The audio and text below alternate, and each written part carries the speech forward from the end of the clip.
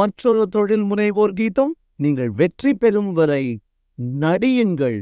அதாவது நம்பிக்கையையும் திறனையும் மற்றும் நல்ல மனநிலையையும் போலியாக நடித்தான் ஒருவர் தனது வாழ்க்கையில் இந்த குணங்களை மெய்யாகவே உணர முடியும். நம் எழுத்தாளர் வருணும் இதே எண்ணங்களை எதிரொலிக்கிறார். நாம் முன்பு கண்ட நேரம் திறமையின் கட்டங்கள் நினைவிருக்கிறதா?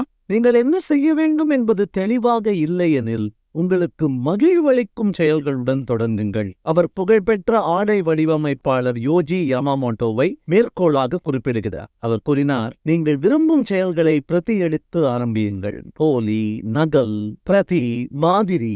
அதன் இறுதியில் நீங்கள் உங்களையே கண்டடைவீர்கள். உங்களுக்கு இயற்கையாகவே மகிழ்ச்சி அளிக்கும் செயல்களுடன் தொடங்குங்கள். நீங்கள் உண்மையாகவே கற்றவற்றை அதன் மேல் படர விடுங்கள். உங்கள் மேதாவி திறன் உங்களுக்கு தானாகவே தெரிய வரும். முயற்சி செய்து பார்க்க விரும்புகிறீர்களா?